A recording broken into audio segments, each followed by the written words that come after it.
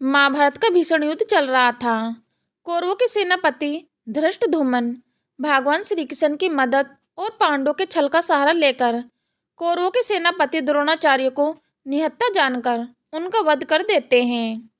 द्रोण के वध के बाद दुर्योधन कर्ण को कौरव सेना का सेनापति बनाता है।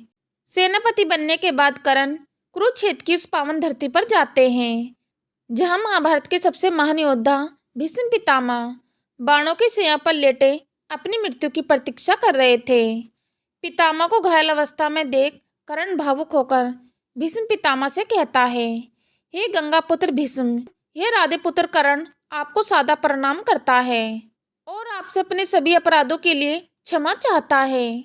इस पर भीष्म पितामह ने आंखें खोलकर कर्ण को देखा और कहा, यशस्वी भव पुत्र, यशस्वी भव। कर्ण ने आगे कहा, पितामह, आज मेरे जीवन का सबसे महत्वपूर्ण दिन है। आचार्य द्रोण के वध के बाद मुझे कौरव सेना का प्रधान सेनापति बनाया गया है। यह सुन भीष्म आचार्य से बोले, क्या कहा पुत्र, आचार्य द्रोण का वध? इस पर कर्ण ने कहा, हाँ पितामह, आचार्य द्रोण का वध हमेशा धर्म की बातें करने वाले वासुदेव और उन्हें अधर्मी पांडवों ने किस तरह निहत्थे आचार्य द्रोण को अधर्म से मारा। पितामह, आप तो कहते थे कि पांडव धर्म के साथ हैं। एक निहत्थे योद्धा को मारना क्या यही धर्म है? युद्ध शुरू होने से पहले क्या आपके बनाए गए नियम यही थे?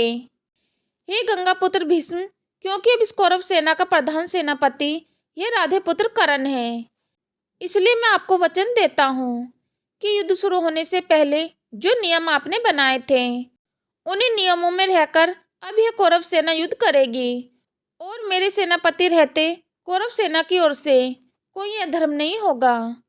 परंतु हे पितामह, युद्ध में जाने से पहले मैं आपसे पूछना चाहता हूँ कि आपने मुझे अपने ध्वज तले युद्ध करने का सौभाग्य क्यों नहीं दिया था? इस पर भीष्म पितामह ने गंभीर स्वर में कहा, इसका कारण यह है पुत्र कि इस महाभारत युद्ध में इतने सूरवीर मारे जाएंगे कि संपूर्ण भरत वंश में सूरवीरों का अकाल पड़ जाएगा। हे पुत्र, अगर इस युद्ध में तुम भाग लोगे तो अर्जुन और तुम में से कोई एक ही जीवित बचेगा और मैं यह चाहता था पुत्र कि तुम दोनों ही जीवित रहो। हे पुत्र, यदि युद्ध रोक सको तो रोको, किंतु यदि यह युद्ध ना रोक पाओ और युद्ध करना ही पड़ जाए तो पांडवों के पक्ष में युद्ध करो।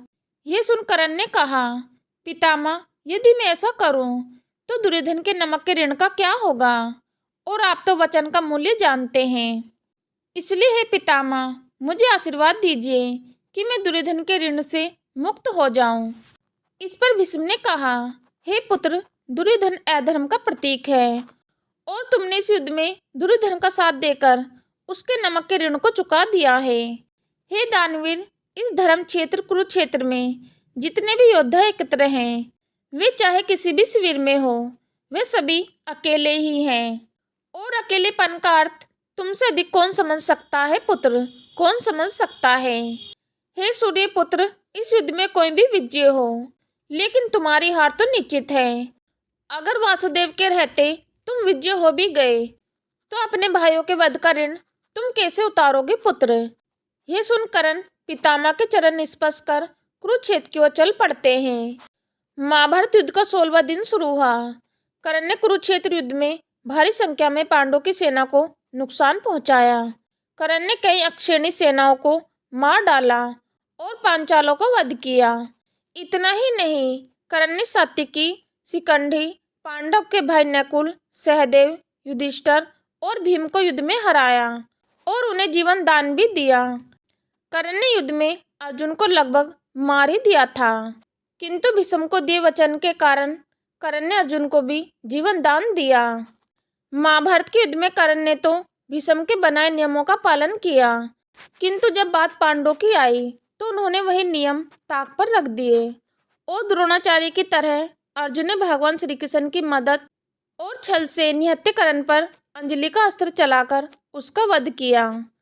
कर्ण तो वीरगति को प्राप्त हो गए, किंतु अपने पीछे एक सवाल छोड़ गए कि कौरवों को अधर्मी कहने वाले क्या सभ्य धर्म की राह पर थे? माना अभिमन्यु का वध अधर्म था तो भीष्म, द्रोणाचार्य और कर्ण का वध क्या धर्म था? मित्रों, इस पर आपकी क्या राय है? आप अपनी राय हमें कमेंट के माध्यम से भी बता सकते हैं। वीडियो पसंद आई हो तो वीडियो को लाइक करें, वीडियो को शेयर करें। चैनल पर यदि पहली बार आए हो तो चैनल को सब्सक्राइब अवश्य कर लें। धन्यवाद।